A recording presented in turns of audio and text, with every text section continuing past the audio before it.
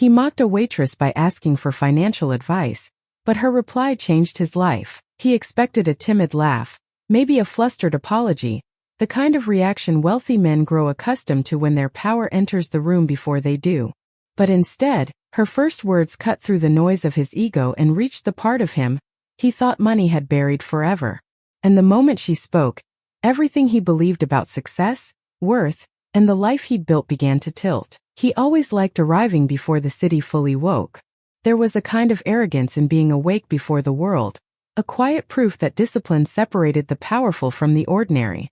Elias Ward, 46, billionaire investor, architect of 6 companies and destroyer of twice as many, stepped out of his black sedan and into the cold morning air with the same confidence he carried into boardrooms.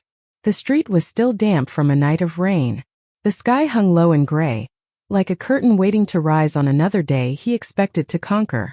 But this morning would mark the first crack in a life built too high.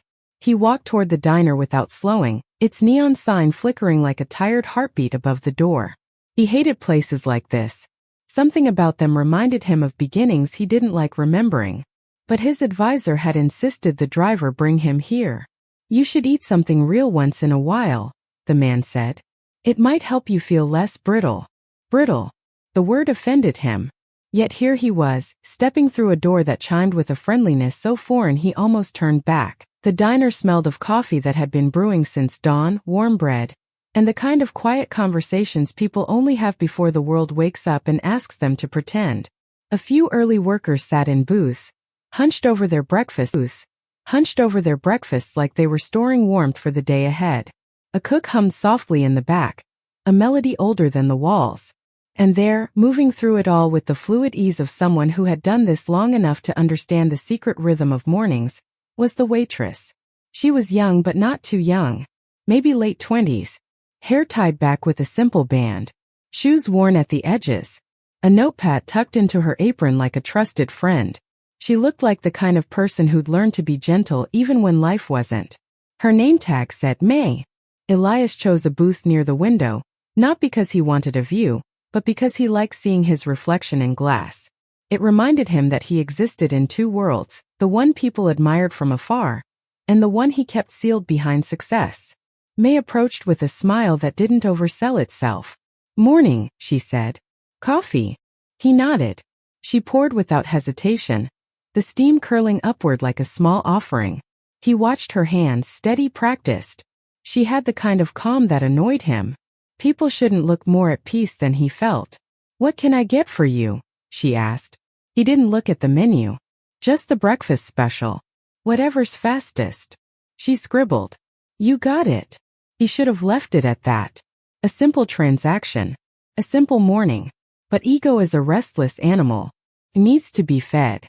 As she turned to walk away, he called out, "Hey."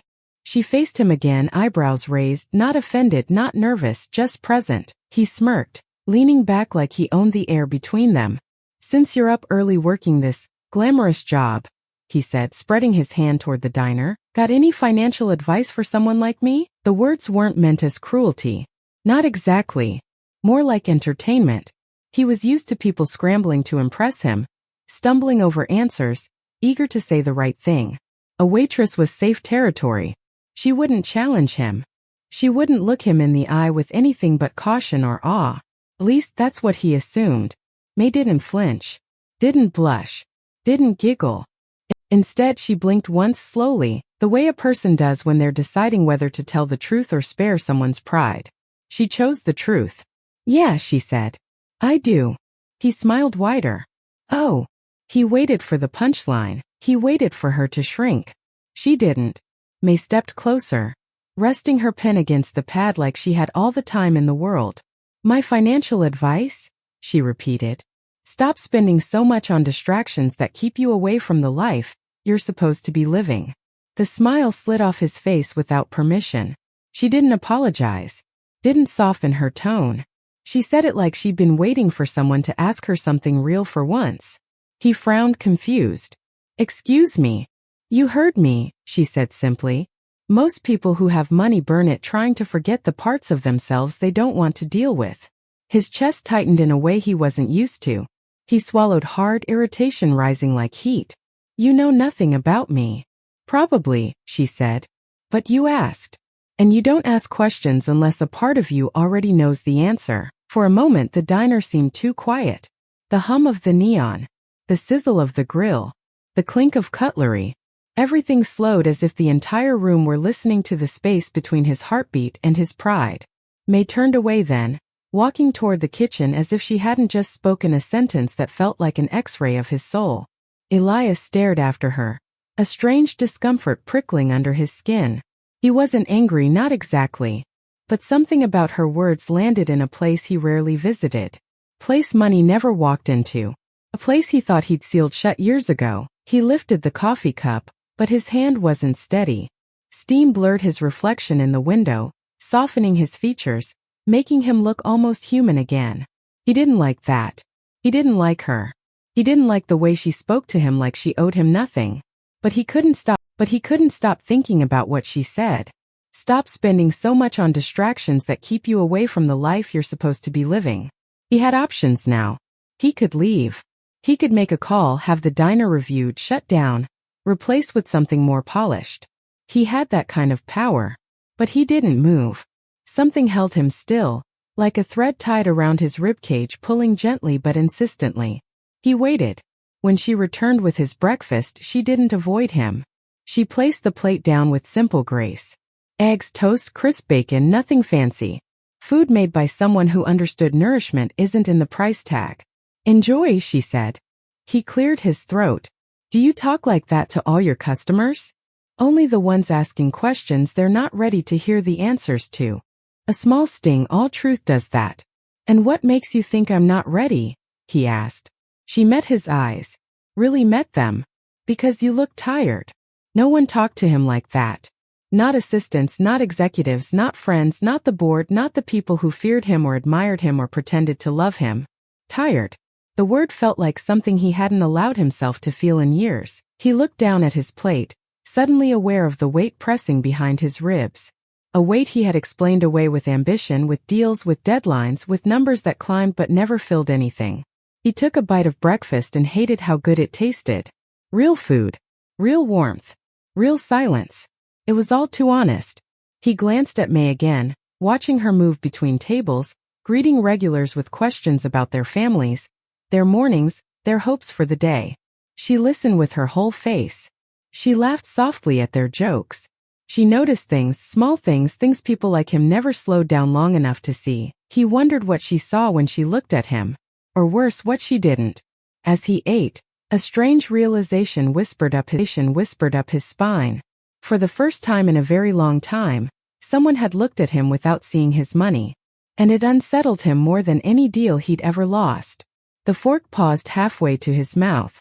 He exhaled slowly, something unfamiliar tugging at his thoughts. He planned to finish his meal and leave. Go back to his office. Back to the views from the 59th floor. Back to being the man everyone else respected but he himself barely recognized. But before he could stand, May returned with a small refill of coffee. She poured it gently, the light catching on the surface like a thin line of truth. You're not wrong to want advice, she said quietly, surprising him. But maybe start by asking the right kind of people. He swallowed. Meaning you, she smiled softly, not offended by the sarcasm whatsoever. Meaning someone who isn't afraid to tell you the truth. Then she walked away, leaving him there, staring at the steam rising from his cup, wondering for the first time in years whether the empire he'd built had made him powerful, or profoundly alone. And without knowing why, Elias Ward stayed longer than he should have. Because somewhere beneath the layers of his pride, something had started to stir. Something he thought he'd buried in the pursuit of becoming untouchable. And May, with her steady hands and unshaken eyes, had just awakened it. For the rest of the day, Elias tried to return to who he was. He walked back into his office with the same posture he'd mastered for years. Shoulders squared, jaw firm. The kind of presence that warned everyone to choose their words carefully. But beneath the sharp suit and the polished shoes, something felt out of place. A subtle imbalance. Like one thread had been pulled from the tapestry of his life, and he was just waiting for the whole thing to unravel. His assistant greeted him with a list of calls he needed to return. Numbers stacked like obligations. Investors. lawyers, investors, lawyers. A board member who always spoke as if disappointment were a second language. But even as he started responding, part of his mind kept drifting, not to the market, not to the upcoming merger, not to the influence he wielded like currency, but to a diner he hated and a waitress he couldn't forget. He didn't understand why. That bothered him more than anything. He gave orders, signed documents, approved budgets. His voice was steady, the same clipped tone people had learned to obey. Yet underneath it all, her words echoed with irritating clarity. Stop spending so much on distractions that keep you away from the life you're supposed to be living. He tried to shake it off. Distractions? He had none. Or so he told himself. He lived in a penthouse with a view that made the world look manageable. He owned art worth more than some small cities. He had a chef who cooked for him, a driver who waited for him, and 2 assistants who anticipated his needs before he ever said them out loud. Still, he'd gone home last night and eaten alone. He always ate alone. He told himself it was by choice. But sitting in his dining room, that long table made of carved stone he never fully appreciated, he realized how much space a single chair could make feel empty. He wasn't lonely. Powerful men didn't get lonely. They got focused, driven, efficient. At least, that's the story he'd sold himself for 20 years. But May's words didn't judge him. They didn't flatter him. They didn't tremble. They told the truth. And truth, when you have avoided it long enough, becomes a sound you can't unhear. The next morning he intended to choose a different place for breakfast. Something high-end. Something fitting. But somehow the car drifted toward the same street. The same diner. The same neon sign struggling to stay lit. He told the driver to circle the block twice before he finally stepped out. He hated that he hesitated. He hated that he cared. Inside, the diner was slightly busier this time. More chatter. More clinking plates. A few people he vaguely recognized, the kind who worked real jobs, lived real lives, carried real burdens. People he'd forgotten how to understand. May was behind the counter today, pouring coffee for a man with tired eyes and a quick smile. She laughed at something he said, a small, honest laugh that made her shoulders lift before relaxing again. The kind of laugh untouched by the carefulness people used around Elias. When she noticed him entering, she didn't rush. She didn't stiffen. She didn't swallow her laughter and put on a mask the way everyone else did for him. She simply finished the man's coffee, set the pot down, wiped her hands on her apron, and walked over to his booth with the same steady calm. "You're back," she said, not in surprise, not in delight, but in simple acknowledgement, like he was just another human being with reasons he didn't have to explain. "Just breakfast," he said quickly, defensive without meaning to be. "Sure," she said, jotting it down. "Same as yesterday, or are you feeling brave today?" He blinked. "Brave?" She shrugged lightly. Some people order the same thing their whole lives and call it stability when really it's fear dressed up as routine. He exhaled sharply. "You psychoanalyze all your customers?" "Only the ones who look like they're waiting to exhale." He didn't know whether to feel annoyed or exposed. "I'm not waiting to exhale." She didn't argue. That was somehow worse. When the food arrived, he ate slower than usual, secretly watching her move between tables. She spoke with people the way he negotiated deals, effortlessly, strategically, but without the armor he wore like a second skin. She listened. She remembered. She cared. Maybe that was the difference. Her presence softened a room. It sharpened it. He'd mistaken sharpness for strength his entire life. Halfway through the meal he asked, "Why are you working here?" She looked genuinely confused. "What do you mean?" "You're sharp," he said, searching for words. "Observant. You're wasted here." "Wasted?" she repeated, not offended, just curious. "You could do more. More than listening to people when they need to talk? More than giving someone a small moment of peace before their day starts." She shook her head. "Maybe this is more." He frowned. "That's not how the world works." "That's not how your world works," she corrected softly. He stared down at his plate, her words sticking to him like heat. "How do you know so much about people?" he asked after a moment. She smiled faintly. "Because I actually look at them," he almost replied. Something witty, something dismissive, but the truth landed too hard. He had everything, yet he hadn't really looked at anyone in years. except to assess, except to evaluate, except to expect something from them. But looking, seeing, understanding, he'd forgotten how. Later that day, in a meeting room high above the city, he caught himself staring out the window while his team presented projections. Their voices blurred into nothing. Charts, graphs, profits, all the languages he'd mastered became strangely distant. His CFO cleared her throat. "Mr. Ward? Your thoughts?" He blinked. "Run it by me again." They exchanged glances. They had never needed to repeat anything for him, but something had shifted. Without meaning to, his mind drifted back to May's words, the ones that kept unraveling threads inside him. He'd been so sure of himself for so long, so confident that success equaled wisdom, that wealth equaled security, that control equaled peace. But now, questions he'd never allowed were beginning to whisper. What was he actually building? What was he actually avoiding? What had he traded away in becoming this version of himself? The answers didn't come. Only the weight of knowing they existed. That night he couldn't sleep. The penthouse windows reflected his silhouette back at him, a tall man in a brilliant space that felt colder the longer he stared. He walked through the rooms he'd filled with things meant to impress. Art, furniture, awards, architectural marvels of luxury. But none of it felt alive. None of it felt like him. He sat on the edge of his bed, elbows on his knees, breathing through the discomfort he'd never let himself feel. Around him life was quiet.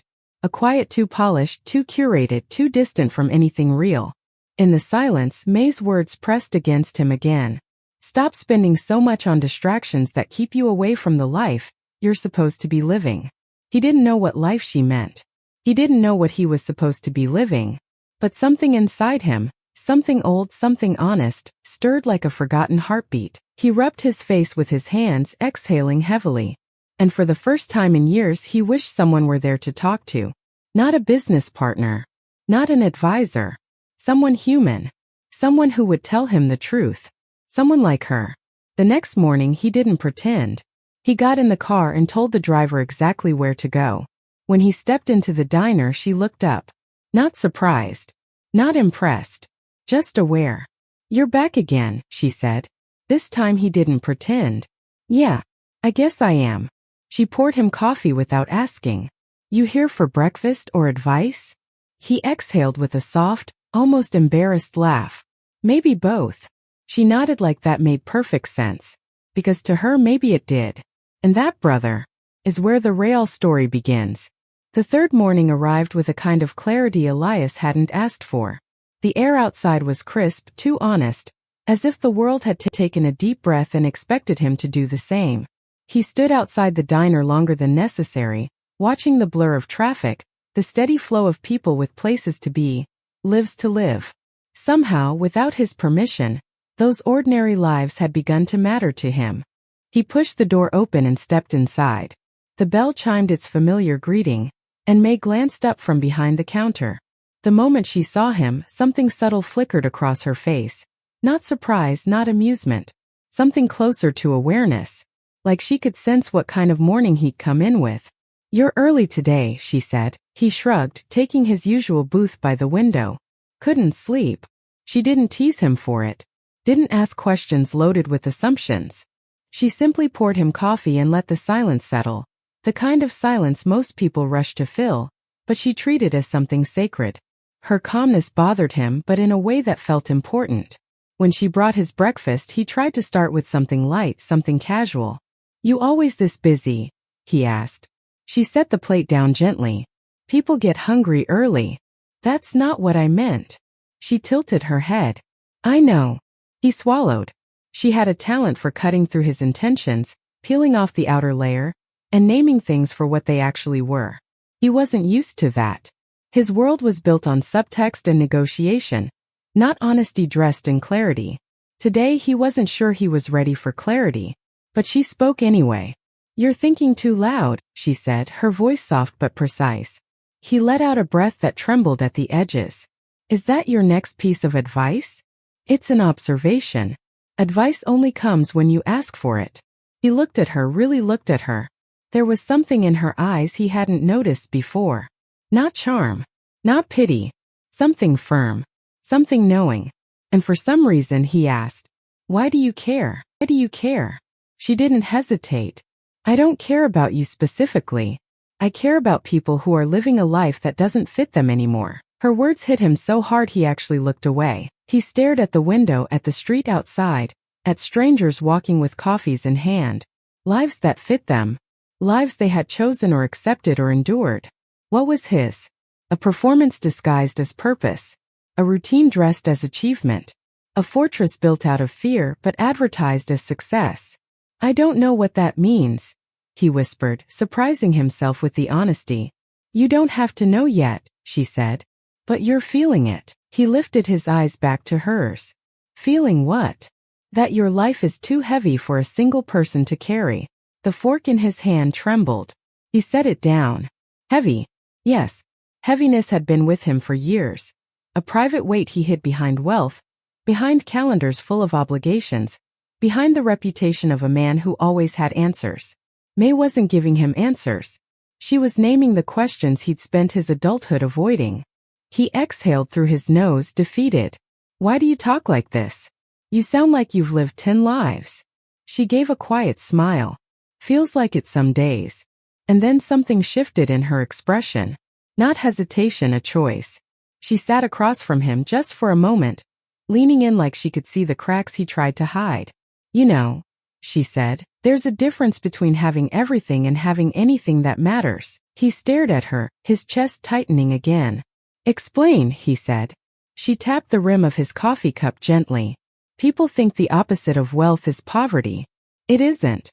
The opposite of wealth is loneliness." He froze. The diner faded.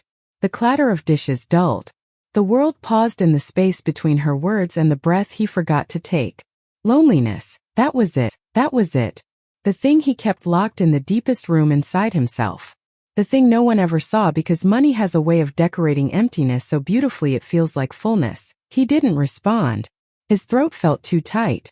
May didn't push. She stood, smoothing the edge of her apron. "Eat before it gets cold," she said, walking away. But he didn't eat. He sat there, staring at the plate, feeling an ache rise from somewhere he'd buried so long ago he'd forgotten its shape. He tried to bury himself in work afterward. He returned to the skyscraper with windows that reflected the whole city, but today even the skyline felt accusatory. His employees greeted him with the same rehearsed politeness, voices polished from years of speaking in his presence, and yet, every interaction tasted different now. He noticed things. The tightness in their smiles. The exhaustion in their eyes. The scripted enthusiasm they used like currency. He saw the weight in his assistant's shoulders when she asked if he needed anything else. He saw how his secretary flinched before knocking on his door. He saw how a junior analyst held her breath when handing him a file, terrified of making a mistake. They weren't afraid of the job. They were afraid of him. It hit him with quiet devastation. He had built a world where people respected everything about him, except the parts he wanted them to know most. Halfway through the afternoon, he walked into a meeting and realized he didn't want to be there. Not just today but in a deeper sense. A sense that carried the heaviness of years. Someone was talking about projections. Someone else was pitching expansion. His COO was outlining the future vision, with the enthusiasm of a man who needed approval like oxygen. But Elias felt none of it. The room suffocated him. His throat tightened. Voices blended. And all he could hear beneath the noise was May. "There's a difference between having everything and having anything that matters." Around 5. Everything and having anything that matters. Around 5, unable to bear another moment of forced intensity, he stepped into the elevator and rode all the way down without telling anyone he was leaving. The doors opened to the city at dusk, lights flickering on, people hurrying home, the evening taking its gentle shape. He didn't know where he was going until he was already halfway there. The diner. Again. When he entered, May wasn't at the counter. Another waitress was there, smiling politely, asking where he wanted to sit. But her attention shifted to a booth in the corner where a woman sat alone, looking small and worn out. Then she whispered, "She's on break if you're looking for her." He hated that the waitress was right. He went outside. May was sitting on a bench behind the diner, legs crossed, sipping water from a bottle, staring at the sky like she was waiting for the sunset to tell her something true. She didn't look up when he approached. You okay? She asked. No, he said. She nodded softly, like she'd expected the answer. He sat beside her, shoulders collapsing in a way they never did in the city above, where men like him pretended they were made of steel. For a moment, neither of them spoke. The silence was different out here, open, gentle, patient. Finally, he said, I don't know why I keep coming back here. You do, she murmured.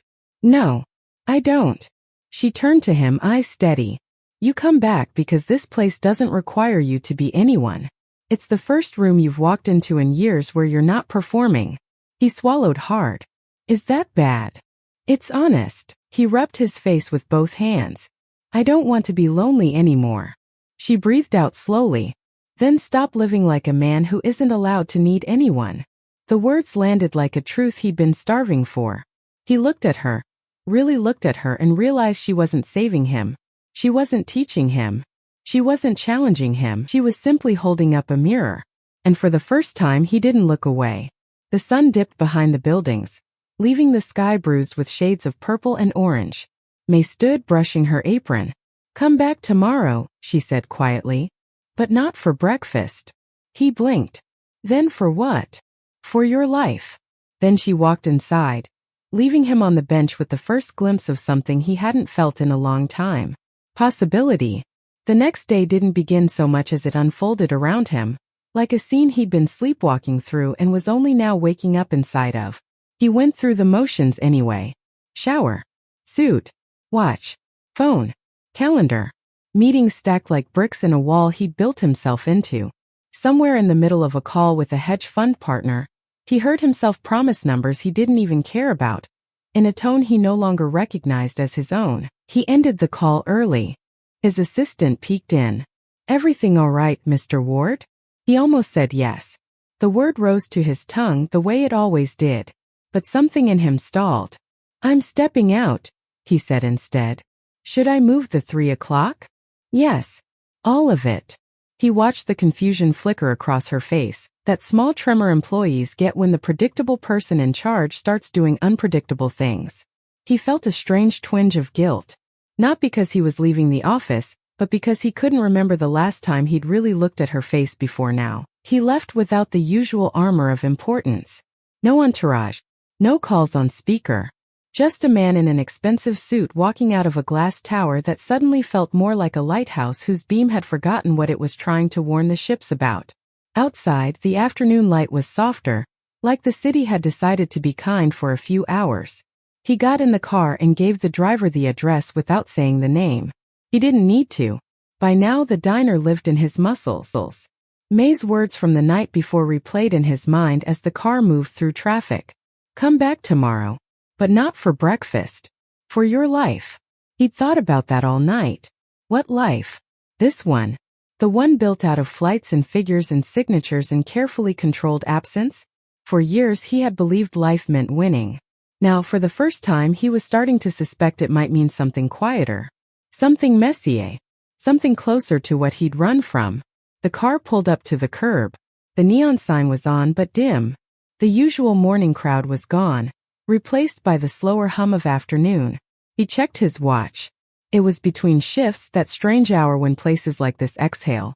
He stepped out. Inside, a different waitress was wiping down tables, humming a tune that didn't quite know what it wanted to be.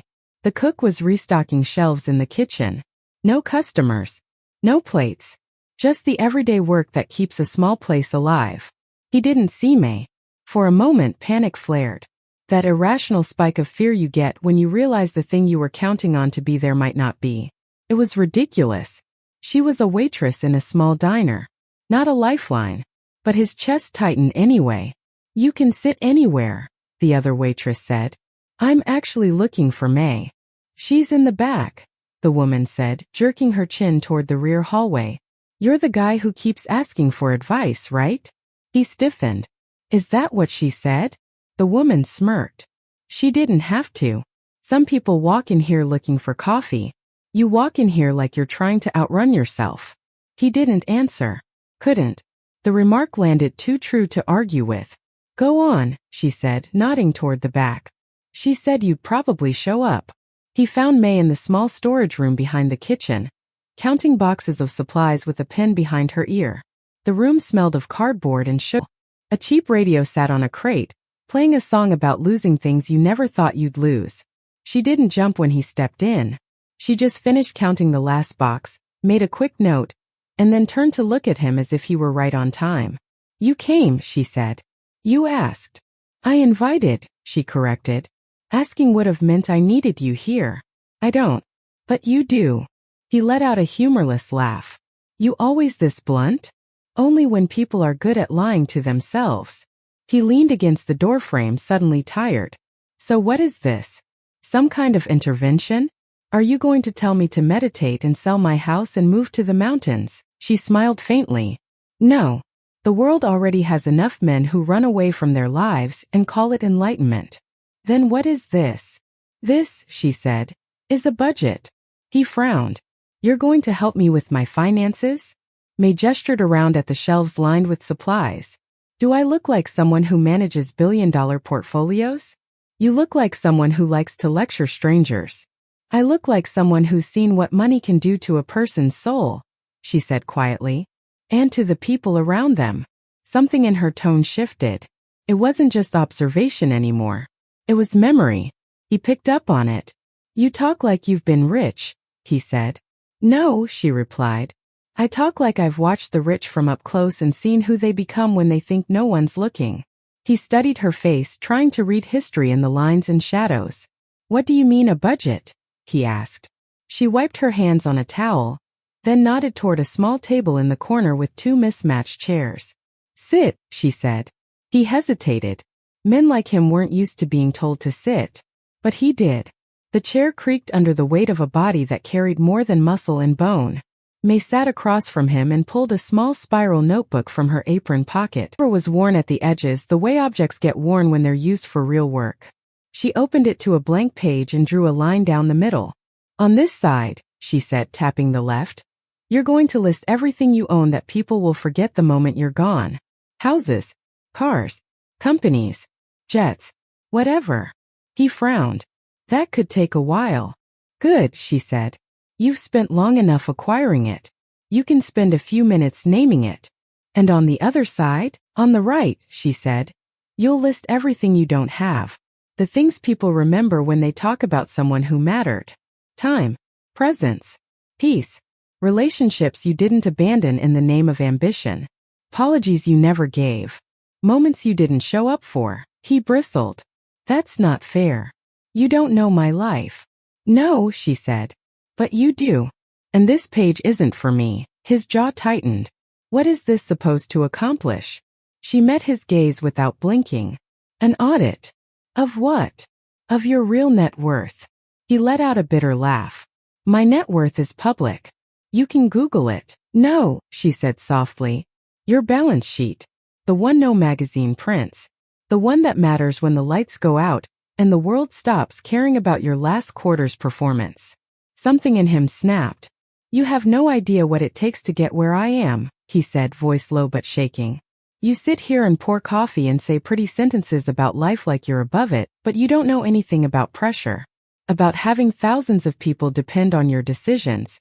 About making calls that decide whether families eat or go hungry. You don't know what it's like to have your worst day turned into a headline. To have everyone waiting for you to fail. You talk like it's easy to step away from all of that. Like it's just a choice." May listened. She didn't flinch. Didn't withdraw. Didn't argue midwords. The room felt smaller, like the walls had leaned in to hear the confession. She let a beat of silence pass. Then she said, "You're right." He blinked. "What?" "You're right," she repeated. "I don't know your pressure. I don't know what it feels like to have people watching your every move. I don't know what it's like to sign something and know it will make or break a town." His chest loosened slightly. "But I do know," she continued, "what it's like to lose everything because of someone who does live in your world." He stared at her. Her eyes, usually steady, softened around the edges. Not with tears exactly, but with the memory of them. "My dad trusted a man like you," she said quietly. "Not you exactly. Different face, same world. He came into our neighborhood with big promises. Said he could unlock equity for people like us. Said my parents could finally stop working 3 jobs and let their money work for them. She looked down at her hands, turning the pen slowly between her fingers. They signed papers they didn't fully understand, she went on, because they trusted the suit more than their own discomfort. He smiled, said words like opportunity and upside. He took his fees. When the market turned, he called it unfortunate. She looked up again, and this time he saw the anger under the calm. We lost the house, she said. My dad lost his job next. Stress does that to people's bodies. He had a heart attack at 49. Lived but never worked the same. My mom started cleaning offices at night. I dropped out of college to help. Numbers used to be a language I loved. After that, they just felt like weapons. The radio crackled softly behind them, some forgotten song still playing for no one. May closed the notebook for a moment, the blank page like a held breath. So no, she said. I don't know your world from the inside. But I know what it looks like when it crushes people under its wheels. Elias swallowed. His throat felt raw. That wasn't me, he said, but the protest sounded weak. It could have been, she replied. That's the point. Your world creates people like him. People who know how to build complex products that extract value from people who don't have time to read the fine print. He felt something ugly rise in him, shame, defensiveness, sorrow all tangled together. And you hate me for that? He asked. No, she said. If I hated you, I wouldn't waste my break talking to you. Then what do you want? She opened the notebook again, tapped the left column. I want you to see the cost. Not in dollars. In people. In pieces of yourself you've shaved off and sold to the highest bidder. She pushed the notebook toward him along with the pen. You're an expert at due diligence, she said. Think of this as your first honest one. He stared at the pen like it was heavier than any fountain pen he'd ever used to sign a deal. I don't have time for this, he muttered. But you had time to come here, she said. You had time to feel something you couldn't name. You had time to notice your own life has started to feel like a job you can't resign from. He looked at her sharply. You're very sure of yourself. I'm not sure of myself, she said. I'm sure of patterns. And you're not the first powerful man to sit in that chair and realize the view from the top doesn't include the people he thought he was climbing for. Her words hit him in the chest. He thought of his father, a man with calloused hands and tired eyes, who used to come home smelling of machine oil and frustration. A man who had once said, You're going to get out of here, boy. You're not going to die in a room like this like I will. He had built his empire like a promise to that man. To prove something. To escape something. But somewhere along the way, he'd stopped climbing for his father and started climbing for the climb itself. Tell you what, May said, breaking the heaviness. Take it with you. Do it tonight. Or don't. That's up to you. But if you want real financial advice from a waitress. She gave a small wry smile. Start by knowing exactly how poor you are, in the things no bank can lend you. She stood, tucking a loose strand of hair behind her ear. My break's over, she said. I need to get back. He didn't stop her. He sat there alone, the notebook open to the blank page, the pen resting beside the invisible line that divided his life into 2 columns he'd never been forced to consider side by side. Left, everything they wrote about. Right. Everything they didn't. That night the penthouse felt different. He walked through its rooms like a stranger touring a museum of someone else's obsessions. The art on the walls no longer impressed him. The view from the windows no longer intoxicated him. The gleam of the kitchen, the imported stone in the bathroom, the designer furniture, all of it looked suddenly like props. He put the notebook on the dining table. It looked almost absurd there, this cheap spiral with its flimsy cover and thin paper, sitting in the middle of a table that could have paid someone's yearly salary. He poured himself a drink, then pushed it away untouched. Alcohol felt like another distraction, another way to mute the questions that had finally found their voices. He sat down. The city glittered outside, blinking its indifferent lights at him. He picked up the pen. On the left side of the page he began to write. Penthouse. 2 vacation homes. Private jet. 3 companies fully owned. Stake in 9 more. Art collection. Car collection. Boat he barely remembered buying. Memberships. Shares. Accounts. The list grew quickly. The pen moved almost automatically. These were the things he knew how to name, how to value, how to use as measures of his worth. When he paused, the column was full. On the side, the pen hovered above the empty space. He stared at the blank. Then slowly he wrote, "Evenings with my father I skipped to take important calls. The last voicemail from my sister I never returned. The friend I stopped calling when his business failed. The relationship I ended because she wanted time I didn't want to give. A home that felt lived in, not staged. A laugh that didn't sound rehearsed. Sleep that didn't need pills. Someone to call at 3 a.m. who knew me without a title." The more he wrote, the messier the handwriting became. Birthdays missed. Promises delayed. Apologies unsent. At one point his hand stopped moving and he realized his vision had blurred. He blinked hard, angry at the wetness in his eyes. He was Elias Ward. He did not cry over notebooks. And yet, the page stared back at him, half filled with everything the world praised him for, half haunted by everything it never asked about. He thought of May's father, trusting a man who spoke the language of his world. He thought of the people whose savings had evaporated into someone else's quarterlies. He thought of all the names he didn't know whose lives had bent and broken around decisions made in rooms like the ones he sat in. He thought of his own father, who died in a small apartment with the television still on, while Elias had been in another country closing a deal that made the news. He told himself he was doing it for the family. But no amount of money had bought him the right to hold that man's hand at the end. The pen slipped from his fingers, landing softly on the table. For a long time he just sat there in the quiet, listening to the hum of the refrigerator, the faint buzz of distant traffic, the emptiness of rooms that had never learned his real voice. Somewhere deep inside, a conclusion he didn't want to reach started forming itself anyway. In all the ways that mattered, he was deeply, dangerously in debt. Not to banks, to people, to himself. He picked up the notebook one more time and at the bottom of the right column, wrote 3 small words that felt like they weighed more than everything on the left. "I want out." The letters shook. He closed the notebook, pressing his hand flat on the cover as if he could keep the confession from escaping. But it was too late. Once you see the real balance sheet of your life, you can't pretend the numbers add up anymore. Later, lying in the expensive bed that had never once felt like a safe place to fall apart, he stared at the ceiling and thought of the diner, of the woman who had forced him to put his life into columns, of the strange sense of relief that came with naming what he'd lost. He didn't know what came next. He only knew this. Tomorrow he would go back. Not for coffee. Not for breakfast. Not for another lecture that felt like a wound being cleaned. He would go back because for the first time he was starting to believe that the real financial advice he needed had nothing to do with markets at all, and everything to do with learning how to stop living like a man who had to buy his way out of his own emptiness. And for reasons he couldn't yet explain, he knew May was not done with him. Not yet. Morning came without mercy. It slipped into his penthouse with a pale light that made the glass walls look colder, the marble floors harsher, the whole space more empty than elegant.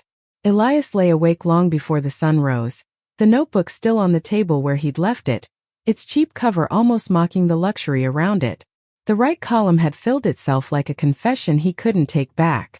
The left column stood like a monument to a man he no longer wanted to be. He showered, shaved, tied his tie, all the things he'd done for decades. But each motion felt rehearsed, like the choreography of a character he'd been playing, and was suddenly embarrassed to perform. In the elevator ride down, he stared at his reflection in the polished walls. Same suit. Same jawline. Same aura of someone who commanded rooms without speaking. Yet different. Something subtle but undeniable had broken loose inside him. A truth that wouldn't settle. A crack that kept widening. By the time he reached the car, he didn't have to tell the driver where to go. The man already knew. The diner. It surprised him how grateful he felt for that. May was at the counter when he walked in, tying her apron, her hair pulled back in the same simple band. She looked up as the bell chimed, and the moment their eyes met, she didn't give him pity or surprise or the cautious politeness others gave him. Just recognition. Like she'd been expecting him. Not as a customer, but as a story unfolding. "You look rough," she said. He actually laughed low and tired. "Didn't sleep." "That's good," she replied. "Means the pages are doing their job." He sat at his booth. No menu. No pretense. She poured his coffee and sat opposite him without being asked, something no one ever did with him. She nodded toward the notebook in his hands. You finished it? I tried. That's all it takes to start. He didn't answer. His fingers traced the edge of the notebook. The thing was flimsy, bent at the corners, but holding it somehow felt like holding a mirror with all the lights turned on. Tell me what you saw, she said. He swallowed. I've built a life around things that don't love me. Her eyes softened with something like pride. Good. Most people never get that far. The bell above the door chimed. Someone walked in. May didn't turn to look. She stayed facing him, as if the moment demanded her full attention. I don't know what to do next, he confessed. That's the turning point, she said. The moment when the old path stops pretending it fits, and the new one hasn't shown its face yet. He leaned back. And how am I supposed to move forward? You don't move forward, she said calmly. You move inward. He frowned. Meaning, it isn't about doing. It's about choosing. A man like you has mastered action. But choosing, real choosing? That terrifies people who are used to controlling everything. Her words slipped into the quiet like stones into water, rippling through him. I don't know what I'm choosing between, he said. Sure you do, she replied gently. You're choosing who you want to be when money isn't holding your hand. He stared at her. She didn't break eye contact. For the first time in years he said something without rehearsing at first. I don't like my life. There. The sentence he'd been avoiding. The admission his ego had held hostage for decades. May didn't gasp. Didn't celebrate. Didn't soften. She nodded as if he'd said something obvious. Then change it. It's not that simple. It is, she said. But simple doesn't mean easy. He rubbed his temples. If I make changes, people will panic. Investors. Partners. My board. Everyone expects me to be invincible, she finished. He nodded. May nodded back slowly. And how's that been working for you? He let out a breath he didn't know he'd been holding. Awful. Then stop being invincible, she said.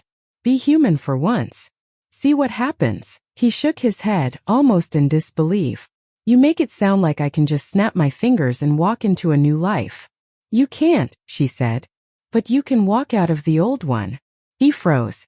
Those words, quiet, steady, delivered without hesitation, hit him harder than anything she'd said so far. Walk out of the old one. He imagined it. Just for a second. The office. The towering responsibilities. The endless pressure dressed as purpose. The image he maintained like a brand. Letting it crack. Letting it fall. Letting it become something honest. He pushed a hand through his hair. My board would riot. Partners would pull out. Then let them. My reputation isn't real, she said. Not the way you think. Reputation is what others build about you. Legacy is what you build in yourself. He stared at her. You talk like someone who's lost something, he said. She looked away for the first time. I have, she replied. But loss isn't always the enemy. Sometimes it's the teacher you didn't know you needed. He wanted to ask more. About her father. About what happened after the collapse. About the things hidden behind her calm. But she stood before he could say a word. Eat, she said softly. Then do something today you've been avoiding for years. And what's that? Tell the truth. He didn't go back to his office. He didn't go back to the meetings or the calendar or the calls waiting to suffocate him.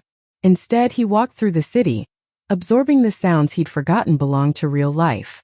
Cars honking. Street vendors calling out prices. Children laughing as they chased pigeons. Old men arguing on a bench about politics neither of them could change. He walked past a park where a young father was pushing his daughter on a swing. The girl laughed loud, pure, unfiltered joy. The kind Elias had forgotten existed. His chest tightened. He turned away. He walked past a woman reading a book on a blanket, sunlight touching her face like an old friend. He envied her. He envied the stillness she lived inside. He kept moving. He passed a construction site. Men in hard hats shouting instructions, sweat and grit on their skin. The kind of world his father knew. The kind of world Elias had clawed his way out of, only to end up trapped in another kind of cage. Finally, he reached the waterfront. He leaned on the railing, watching the waves move without urgency, without deadlines, without the pressure of being anything other than themselves. And for the first time in decades, he allowed himself to breathe. Not the shallow breaths of performance. A real one. Full. Honest. Human. He pulled out the notebook, flipped to the right column. His eyes scanned the list of everything he'd been starving for. Everything he'd lost in the pursuit of more. Everything he thought he didn't need because he'd convinced himself he was made of stronger metals. He reached the last line. I want out. He added 5 more words beneath it. But I don't know how. He stared at what he'd written. Then slowly he closed the notebook and made a decision. A quiet one. A small one. But the kind that reshapes everything that comes after. Tomorrow, he wouldn't go into the office at all. He wouldn't check emails. Wouldn't make calls. Wouldn't attend board meetings. Wouldn't force himself into the rhythm of a life he no longer wanted to keep alive. Tomorrow he would go back to the diner. Not for May. Not for advice. Not for certainty. But to choose. For the first time in his adult life, he was going to choose himself. Even if the world he built fell apart in the process. That night he slept. Not deeply. Not peacefully. But without pills. Without distractions. Without forcing it. And when he woke in the morning, something inside him felt different. Still afraid. Still uncertain. But no longer asleep. The turning point wasn't dramatic. It wasn't loud. It wasn't cinematic. It was a man standing in front of a mirror, looking at his reflection, and finally seeing the cost of becoming untouchable. He straightened his shirt. He picked up the notebook. And this time he didn't hesitate. He walked out the door with the quiet conviction of someone who knew the old life had already ended, even if no one else had realized it yet. Tomorrow he would tell May. Tomorrow he would begin again. Tomorrow he would confront everything he'd been running from. He didn't tell anyone where he was going the next. Not his board, not the people who measured their own stability by the steadiness of his schedule. He simply stepped out of the elevator onto the street and walked. No driver. No entourage. Just his own footsteps, echoing against glass towers that once felt like monuments but now felt like reminders. The city looked different today. Or maybe he did. There was a strange clarity in the air, something like truth waking up with him. The closer he got to the diner, the more he felt something inside him stirring, fear maybe, longing definitely, and somewhere beneath both a quiet relief he hadn't expected. When he pushed the door open, the bell chimed the same familiar tone. But this time he felt it. The simple humanity of it. The smallness, the warmth, the reality he had forgotten existed in the world. May was refilling a sugar jar at the counter. She glanced up and for a moment, her eyes softened in a way that made him feel seen before he could hide behind the mask he used everywhere else. You showed up again, she said. Yeah, he replied. I did. You ready? He didn't ask what she meant. Something in him already knew. She nodded toward the booth. He sat. She joined him without needing permission. He placed the notebook on the table. I read it, he said quietly. Everything I wrote. It didn't feel like a list. It felt like a confession. May folded her hands, listening closely. There's something I've never said out loud, he continued. His throat tightened before the words even found shape. I think I chased success because I was afraid of what would happen if I stopped. She didn't interrupt. My father worked in a machine shop, he said. Came home every day with grease on his hands and exhaustion on his face. I used to watch him sit at the kitchen table, staring at nothing, like he was trying to remember who he was before the world squeezed it out of him. The memory cut deeper than he expected. His voice dipped. He told me once, your life won't look like mine.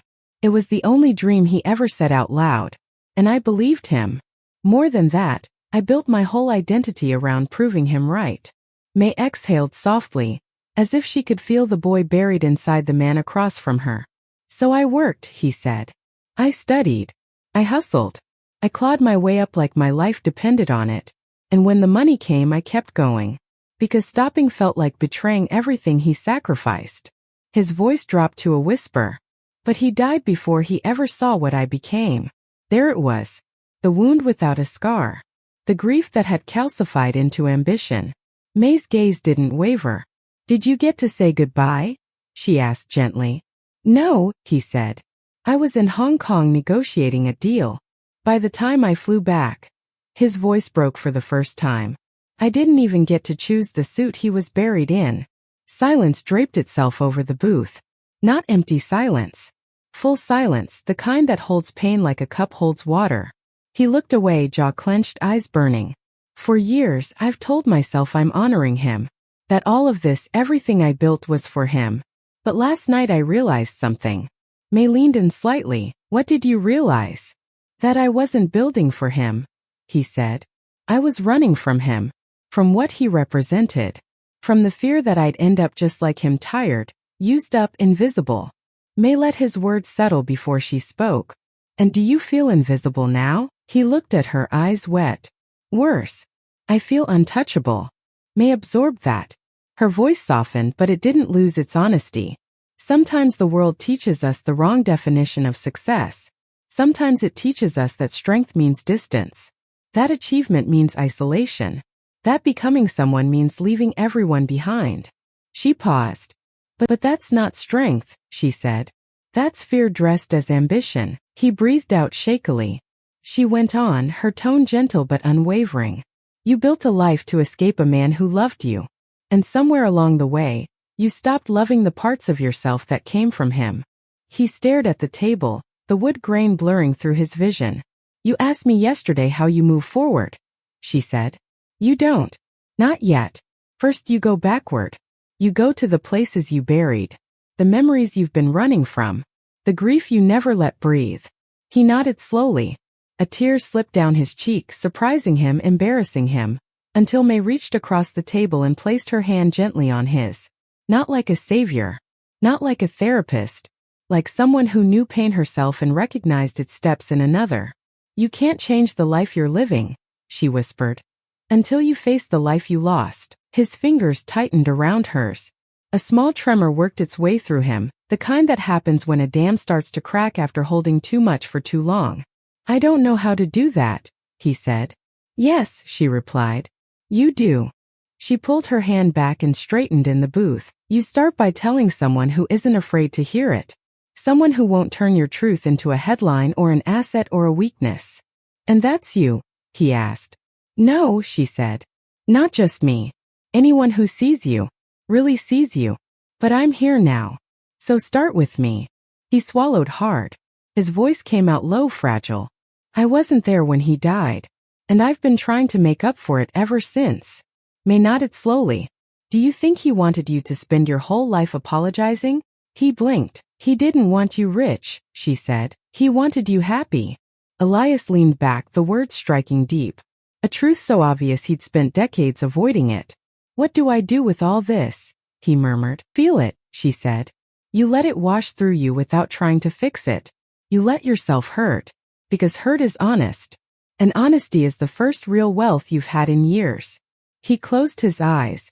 For the first time in his adult life, he didn't feel ashamed of breaking. He felt relieved. As if some massive weight he'd been lifting for the world had finally rolled off his shoulders. He took a long breath. Let it out. And when he opened his eyes again, he wasn't the man who had walked in. Not entirely. May could see it. A shift. A softening. A fracture healing in real time.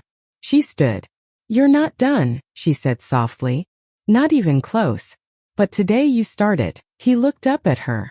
What happens tomorrow? He asked. She gave a small knowing smile. Tomorrow, she said. You learn who you are without the armor.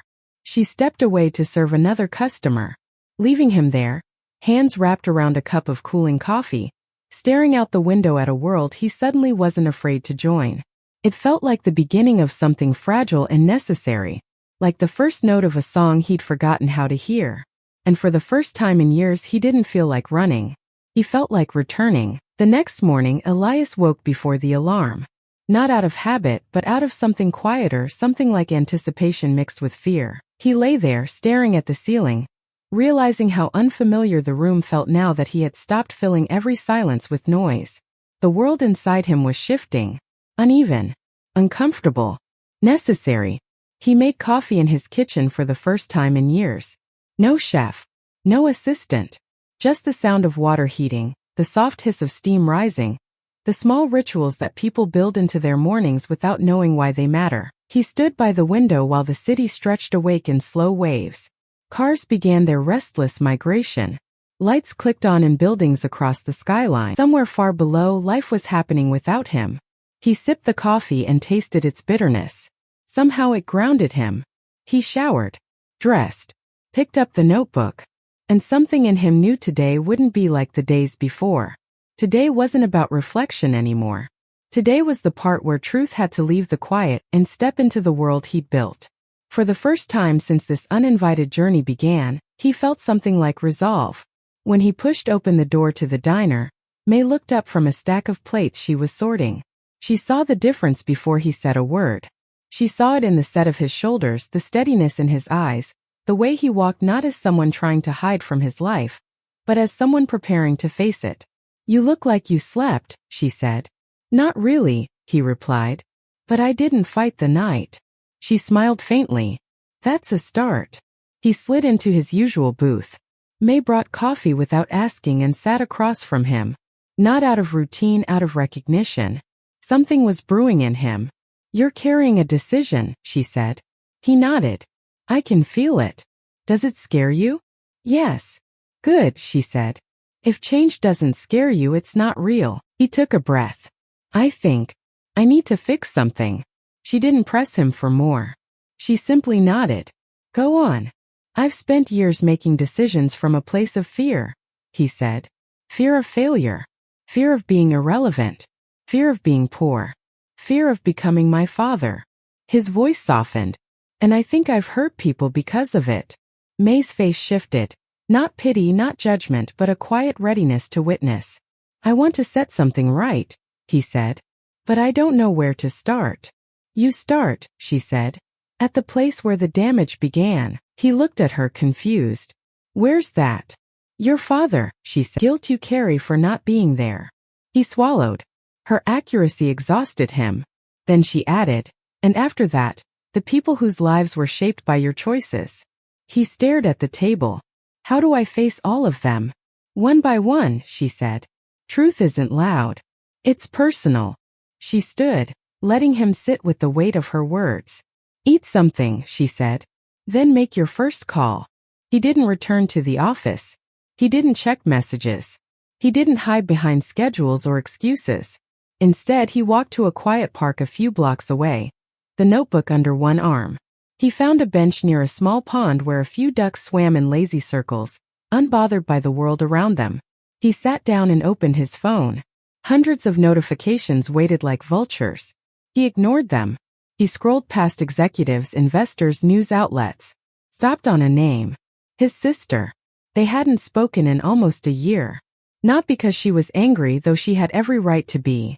It was because every time she called, he was too busy, too distracted, too exhausted. And eventually she stopped calling altogether. His thumb hovered over her name. He almost put the phone away. Almost. Then he tapped. The ring felt longer than most years of his life. When she answered, her voice carried surprise and something else, caution. "Elias." He exhaled. "Yeah, it's me." A pause. Not cold but confused. "Are you all right?" He closed his eyes. "Not really." Her tone shifted instantly. Not to sympathy, but concern he hadn't heard in a long time. "What happened?" "A lot," he said. "And none of it important. Called because I owe you something." "You don't owe me anything." "Yes," he whispered. "I do." He swallowed. "I'm sorry," he said. "For disappearing. For being too busy to be your brother. I know I've made it easy for you to stop expecting anything from me, and that's on me. I want to do better." Silence. Not tense. Just full. Then, "You sound tired." He laughed softly, surprised by the emotion in her voice. "I am. I miss you," she said. The words hit him harder than he expected. "I miss you too." He didn't cry, but the ache of being human stretched across his chest like a bruise. They talked. Not long. Not deeply. But honestly. And when he hung up, something inside him felt lighter. Not fixed, just lighter. One call down. 1,000 truths left. He walked aimlessly until the sun rose high. His next stop wasn't on any map, but but he felt pulled toward it anyway. His father's old neighborhood. He hadn't been there in decades. The streets looked smaller now, more fragile. The houses leaned the way old stories do. Kids ran across cracked sidewalks. A dog barked behind a chain-link fence. The scent of cut grass mixed with exhaust and earth. He walked past the machine shop his father had worked in. The windows were dusty. The sign faded. Time had done what it always did, softened everything except regret. He stood there for a long time. The guilt rose again, that familiar monster. But instead of running from it, he let it sit beside him like an unwelcome but necessary companion. He whispered, "I'm sorry." The wind carried the words nowhere, but saying them mattered. Before he left, he placed a hand on the chain-link fence outside the shop, grounding himself in a life he had once been ashamed of. Then he walked away, not healed but honest. He ended the afternoon back at the diner. May saw him come in, read the story in his face before he sat down. She brought him water. No words. When she finally spoke, it was quiet, almost reverent. "You did something brave today." "I did something overdue." "Same thing," she said. He leaned back, exhausted in a way that felt cleansing. "It's hard." "It should be," she said. If truth didn't hurt, people would tell it more often. He didn't laugh, but he smiled faintly. "What comes next?" "You keep going," she said. "You keep choosing the person you're trying to become." "And the person I was?" "You thank him," she said. "And you let him go." He drew a long breath. For the first time he felt it, the shift she'd been nudging him toward. He wasn't standing on the edge of an identity crisis. He was standing on the edge of an identity. A real one. He wasn't done. But he was no longer lost. He came back to the diner every morning, not out of habit, but because his life outside those walls had begun to feel like a half-finished sentence. Every visit felt like peeling back another layer he'd glued on himself over the years. And May, she had a way of holding space for the truth without ever reaching for it too soon. This time, when he pushed the door open, something in him felt different. Not shaken, not raw, steady. Like the ground inside him had finally stopped shifting long enough for him to take a real step forward. May noticed it the second he approached. "You're carrying clarity today," she said, sliding into the booth across from him. He nodded, carefully resting the notebook on the table. "Something happened yesterday after I left." She waited. "I walked into my office for the first time in days." He exhaled. "And I didn't recognize it." Her eyes softened. "What do you mean?" "It looked like a museum exhibit. A shrine to a man I've been pretending to be. I realized I didn't belong in that room anymore." May leaned in, elbows on the table, attention fixed entirely on him. "So what did you do?" she asked. "I turned around and walked out." She smiled, slow and proud. "That's a beginning." "No," he said. "It was an ending. And it scared me, less than I expected." He paused. "Then I did something I should have done years ago." She let the silence invite the truth out of him. "I asked my assistant how she was doing." May blinked. "And what did she say?" "She cried," he whispered. "Right there in the hallway. She said she didn't know I knew her name." May's expression didn't shift. It deepened. "She's been working for me 5 years," he said. "I've given her bonuses, raises, rewards, but I never gave her presents. And yesterday I looked at her and saw a person." "And how did that feel?" she asked gently. "Like I'd been asleep with my eyes open." May knew that feeling. She wore the understanding in the way her shoulders lowered, the way her breath steadied. He continued. "I apologized to her. For the hours. The pressure. The way I've carried my storms into rooms and expected everyone else to stay dry." May smiled faintly. "Did she forgive you?" "She said she would try." "That's enough," May said. "Trying is the first currency of healing." He nodded, absorbing that. "But something else happened," he said. "My board called an emergency meeting." May leaned back slightly, reading the shift in his tone. "They said I've been absent too long. That investors are asking questions. That the media is curious. They want answers." "And what did you tell them?" she asked. "I told them I'd explain everything tomorrow." "And do you know what you're going to say?" He hesitated. Then he shook his head. "No. I only know that I'm done pretending." May didn't smile. She looked at him with something deeper than pride, understanding shaped by her own scars. What you're feeling right now, she said softly. That's the edge of transformation. It's the moment where the old life asks for confirmation that you're coming back, and the new one waits to see if you're brave enough not to. He let her words settle. Expression shifted. There's more, he said quietly. Something I'm ashamed to admit. May nodded once, letting him continue. I realized yesterday that I've been hiding behind busyness, the same way some people hide behind addictions.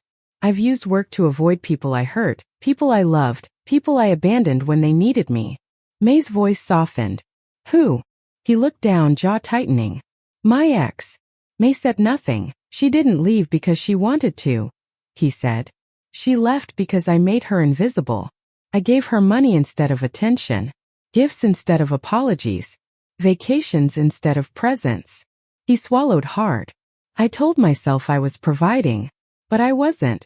I was avoiding. May's eyes gentled. Do you still love her? He hesitated long enough for the truth to form its own shape. It's not about love, he said. It's about remorse. I broke something that didn't deserve to shatter. And do you want to fix it? She asked. He closed his eyes. I don't know. What do you want right now? She asked. He answered without thinking. To be whole. That's the real beginning, she whispered.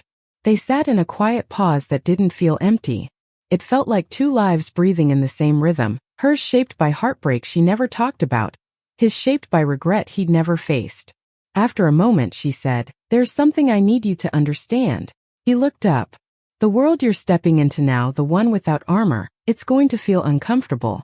You're going to feel exposed, unsure, unsteady. People might judge you. Some will misunderstand you. Some will resent your transformation.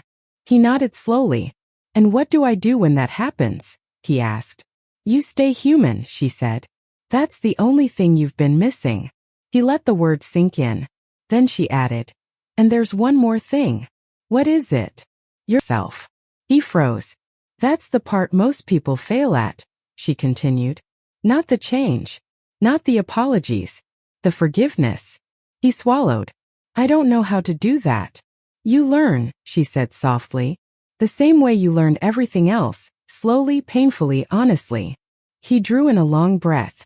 I'm afraid. I know. What if I lose everything? Then you'll finally find something real. He stared at her, the weight of her words settling into the cracks of his newly forming identity. Tomorrow, he whispered. I face the board. Good, she said. Let them meet the man you've been hiding. And if they don't like him? May gave a small steady smile. Then they never deserved him. He stayed at the diner longer than he intended, watching her move between tables with a quiet grace. But this time he wasn't watching her kindness. He wasn't watching her composure. He was watching the way she lived without apology. She wasn't powerful in the way he'd defined power his whole life. But she carried something he didn't know he'd been starving for. Authenticity. Integrity. A heart that didn't flinch from truth. And when he walked out of the diner into the late afternoon sun, he felt something shift inside his chest. Not fragile like regret, not heavy like grief. Something like strength, but a different kind than he'd ever known. A strength built not on dominance but on honesty. Not on control but on clarity. Not on fear but on presence. When he stepped into the street, people walked around him, unaware that a man was quietly stepping into a new version of himself. He didn't go back to the office. He didn't go home. He walked until his thoughts softened, until the city's noise blended into something strangely soothing. Tomorrow wasn't the end of anything. It was the unveiling. And for the first time in his life, he wasn't preparing to impress the world. He was preparing to tell. He didn't sleep much the night before the meeting, but it wasn't the same restless exhaustion he used to hide behind. This was different. This was clarity pressing at the edges of his thoughts, waiting for him to acknowledge its shape. He stood by the window as dawn crept across the skyline, watching the light touch the city like a blessing he didn't believe he deserved yet. The notebook sat on the table behind him. He didn't need to open it anymore.